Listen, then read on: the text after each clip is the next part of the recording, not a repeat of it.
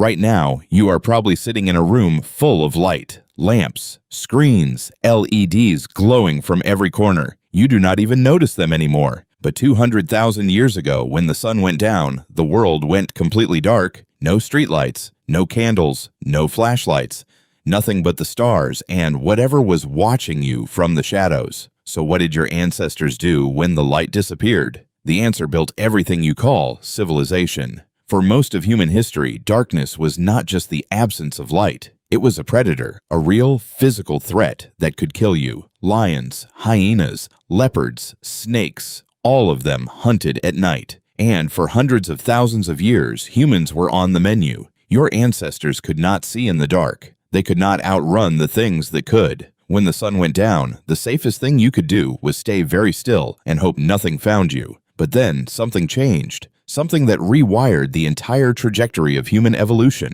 Fire. Nobody knows exactly when humans first controlled fire. Estimates range from 400,000 to over 1,000,000 years ago, but what we do know is what fire did to the night. It did not just create warmth, it created a circle, a boundary, a wall of light that predators would not cross. For the first time in 300,000 years of existence, your ancestors could sit in the dark and not die. That changed everything, because fire did not just extend the day, it created a completely new kind of time. Daytime was for survival. Hunting, gathering, moving, fighting. Every hour of daylight was allocated to staying alive. But the hours after dark, the hours inside the circle of firelight, those belonged to something else entirely, something no other species on Earth had ever experienced. Free time. And what did humans do with the first free time in evolutionary history? They told stories.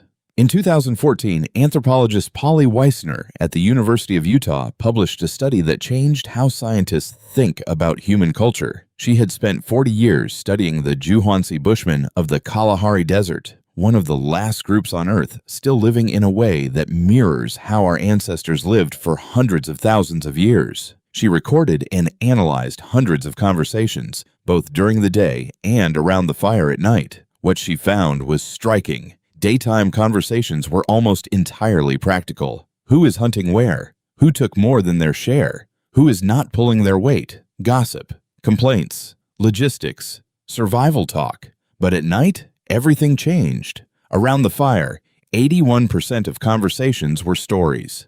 Not survival talk, not gossip. Stories about people in distant places, stories about spirits and ancestors, stories about hunts that happened years ago told with drama and humor and suspense, stories that made people laugh and cry and gasp and lean closer to the flames. Weissner called Firelight Talk the original social network, a technology for transmitting culture, building trust, and imagining worlds that do not exist. Before writing, before language was even fully formed, humans were sitting around fires and telling each other stories about things they had never seen. And here is where it gets strange. Those stories were not entertainment. They were software updates for the human brain. Evolutionary psychologist Robin Dunbar at Oxford University had already shown that human brains are wired to maintain about 150 social relationships. That is it. 150 people you can genuinely know and trust. But stories allowed something impossible. They let you know people you had never met. Through a story told around a fire, you could learn who to trust 3 valleys away. You could understand the customs of a group you might encounter next season. You could build alliances with people who existed only as characters in a narrative. Stories expanded the human social network beyond the limits of the brain itself. And that expansion is what eventually built tribes, then villages,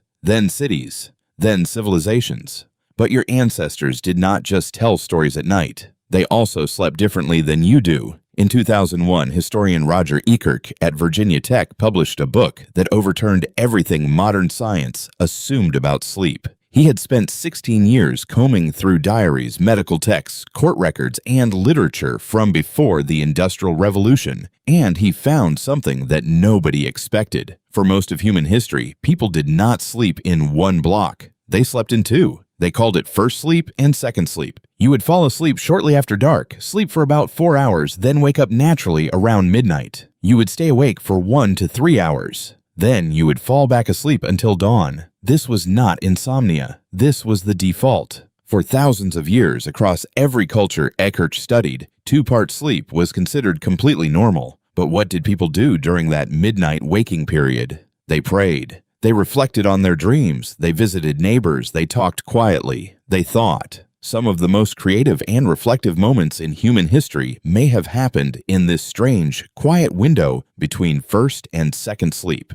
a window that no longer exists. Because in 1992, psychiatrist Thomas Ware at the National Institute of Mental Health proved that this pattern was not cultural. It was biological. He took volunteers and removed all artificial light from their lives. For 1 month, they experienced 14 hours of darkness every night. Within weeks, every single participant fell into the same pattern. 4 hours of sleep, quiet wakefulness. 4 more hours of sleep. Nobody told them to do this. Their bodies just did it, as if some ancient program buried inside them had been waiting to run again. And during that midnight waking period, something remarkable happened. The volunteers reported feeling a kind of calm they had never experienced, a meditative clarity, a sense of rest that had nothing to do with sleep. Ware measured their hormone levels and found elevated prolactin, the same hormone released during deep meditation. The body was not malfunctioning. It was doing exactly what it had evolved to do,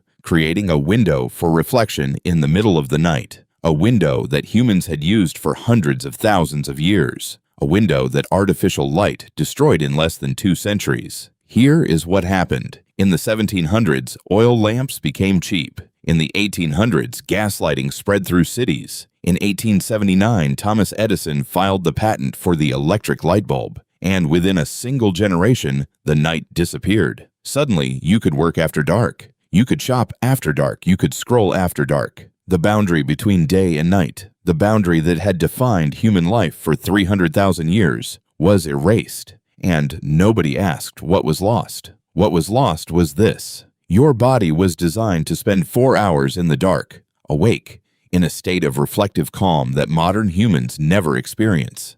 Your ancestors built their cultures, their religions, their mythologies, their social bonds, and their creative insights in that quiet window between first and second sleep and around fires where stories turned strangers into allies. Every poem you have ever read, every religion you have ever heard of, every myth that shaped a civilization was born in the dark, around a fire, in a world where the night was not something to fill with content. It was something to sit inside. Right now, you are probably sitting in a room full of light. You do not even notice it. But somewhere deep inside your biology, there is still a program waiting for the darkness, waiting for the fire, waiting for someone to tell a story worth hearing. You just never give it the chance to run.